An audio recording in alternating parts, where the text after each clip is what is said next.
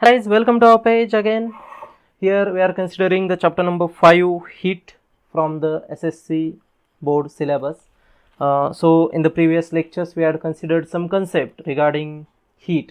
That means we had considered about the anomalous behavior, we had considered about the dew point, we had considered about the regulation, then we had considered about the latent heat of fusion, latent heat of vaporization. So all the facts we had considered in the previous lectures. And if you haven't watched those videos, you can watch or you can access those videos from the links which are given in the description. And if you are new to our page, I request you to like, subscribe and share our page.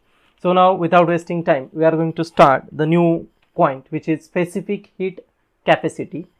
So if we are going to consider the word specific heat capacity, so if I separate these words, then specific means a particular, then heat means heat energy, and capacity means limit. Like we had considered dew point. So air has limit to absorb the water vapor.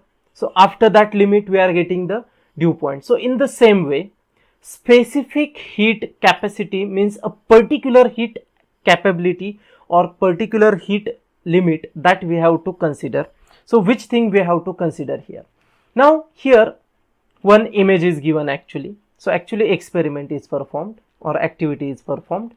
We have taken wax, one layer of wax, and on that layer of wax we are going to keep 3 different metal spheres which are identical to each other, only the material is different. The first material is iron, the second material is copper, then third material is lead. What we are going to do now? We are going to insert all these metal spheres, iron, copper and lead, in a boiling water for a certain time interval like 10 minutes, 15 minutes, etc. Now we know that water boils at 100 degrees Celsius. So that means whatever be the temperature of water is there, that temperature is going to be transferred, that heat is going to be transferred to all these 3 metal spheres, iron, copper and lead. So that means they are going to attain same temperature. Suppose 100 degrees Celsius. They had attained the temperature of 100 degrees Celsius. Now we know that when any substance is absorbing the heat energy, then only its temperature is going to rise. So as iron, copper and lead had attained the 100 degrees Celsius temperature, so that means it is clear that they are absorbing the heat energy from that water.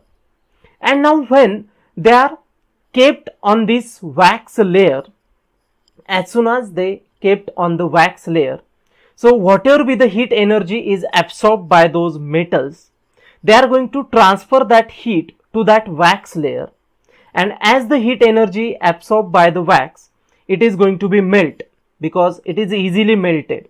Its melting point is very low. So when that heat, due to that heat energy, the wax layer is going on melting, and if we see after certain time interval, when we kept that hot metal spheres on that wax layer, then after certain time it is found that the distance traveled by the iron ball is more than the copper. That means they are moving vertically downwards. Then the distance traveled by the lead is small as compared to the copper. So among these 3 metals, iron had traveled the more distance than the copper and lead. Now why it is happening? Because iron had provided more heat to that wax layer, so that's why more wax is melted as compared to the copper and lead. Now why it is happening? So it is due to the specific heat capacity. Though the 3 metals have the same temperature, they are absorbing the different amount of heat.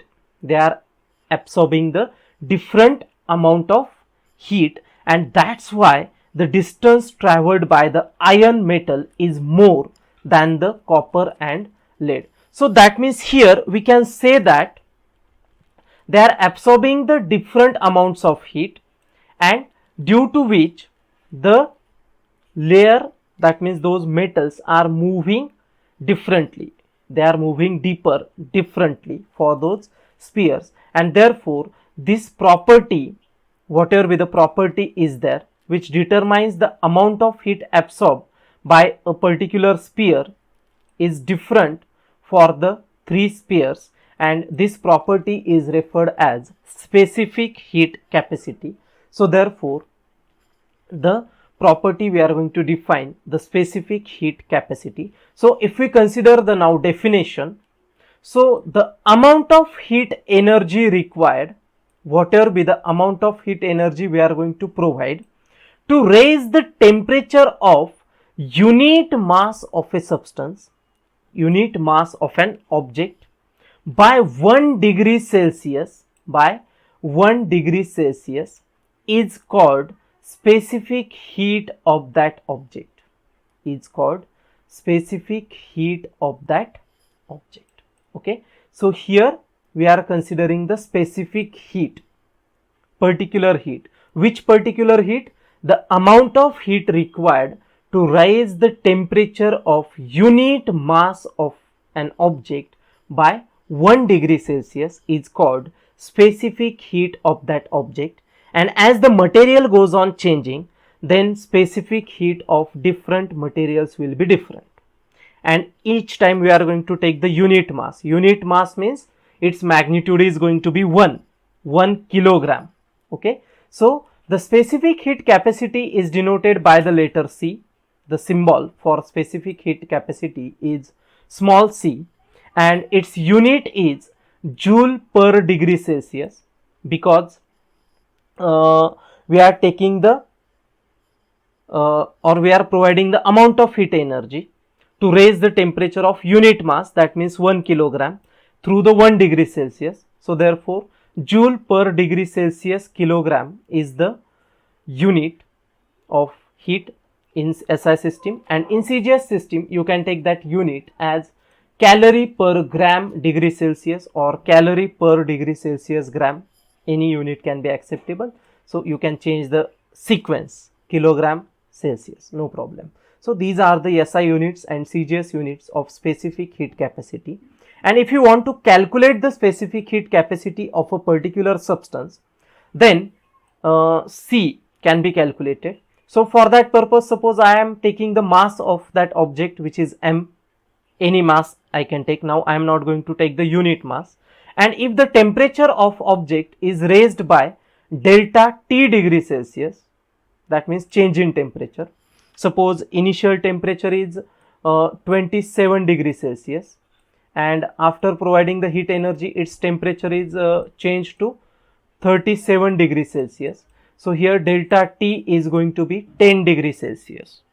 So the heat energy absorbed by the object is going to be calculated by using formula m into C into delta T, mass into specific heat into delta T. So by using this formula, we are able to calculate the amount of heat energy absorbed by that particular object. Okay. Again, if we consider for object of mass m, okay, whose specific heat is C, and its temperature is decreased by delta T. So here decreasing. In first case we had considered increasing temperature. Here we are considering decreasing temperature. So then the heat energy lost by the object will be, same. You can calculate it by same formula, m into C into delta T, where C is specific heat, m is mass of object, delta T is decrease in temperature. In first case it is increase in temperature, in second case it is decrease in temperature. So in this way we are able to calculate the amount of heat energy absorbed or amount of heat energy decrease, that means lost. So specific heat capacity means the amount of heat energy required to raise the temperature of unit mass of an object by 1 degree Celsius, which is referred as a specific heat of that object, and as the material changes, the amount of specific heat is going to be changed. Amount of specific heat is going to be changed. I think you had familiar with this example also. That means I will give one example to show the difference between specific heat capacity of different object. During the daytime, actually in summer season, the land gets heated quickly, but sea water does not heated quickly. Why it is happening? Because sea water having more specific heat as compared to land. That means it requires more heat energy to raise the temperature by 1 degree Celsius as compared to land. So that's why land is get heated quickly and water does not heat quickly. And during the night time, reverse thing is happening. As the land absorb very less amount of heat, so it will lose the energy very quickly, so it cool down quickly. But sea water does not cools very quickly because its specific heat capacity is larger. So that is the example is showing the difference between specific heat capacity of different sub objects. Now how this heat energy is exchanged? Actually, when one object lost the heat energy, when one object lost the heat energy, then that heat energy is absorbed by the cold object or by the another object. So these two values are equal. When heat energy lost by the hot object, then it should be equals to the heat energy gained by the cold object, and always this heat energy is transferred from HT to LT, that means higher temperature region to the lower temperature region. It is not going to happen that the cold object is going to transfer the heat energy to hot object. It is not going to happen. You also observed your water tanks which are kept at a height because water is flowing rapidly from height to ground, high to low. So in the same way, high temperature to low temperature, that heat energy is always transferring, and this is referred as a principle of heat exchange. So whatever be the heat energy lost by the hot object is exactly equals to the heat energy gained by the cold object. And this thing is going to happen only in one case, when we are going to consider the insulated system. Insulated system, that means those two objects don't have any contact with surrounding, because some heat energy may be lost to the surrounding. In that case, that cold object is not going to obtain all the heat energy. So that's why we have to insulate that system like this. So this is the box which is insulated. That means we had cutted the contact of that system with the surrounding. So here first I had considered one spherical object which is red. Red hot means its temperature is higher, so it is hot object. Which object it is?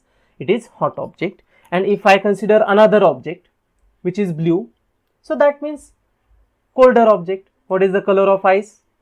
Blue. You can see that most of the time in the cartoons or in the films, the color of ice is shown by blue color because its temperature is low, and hot object is shown by red color. Okay, so you are watching the cartoons. If you are not watching, you can watch it. In many cartoons it is shown that. That is a joke apart, so don't watch the cartoons. You can watch this video but don't watch the cartoons. Okay, so here red means hot, blue means cold. Suppose I will consider the temperature of red object is T1 and temperature of that blue object is T2.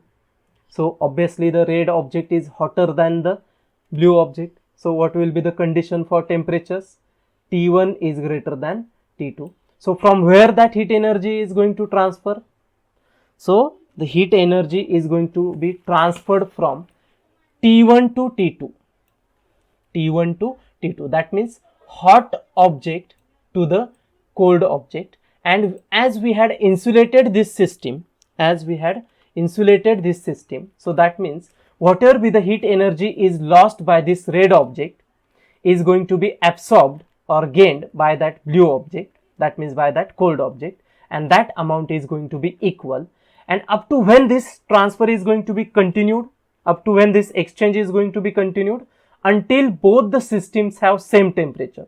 That means when this T1 and T2, they are going to be become equal. that means there is no difference between these two temperatures.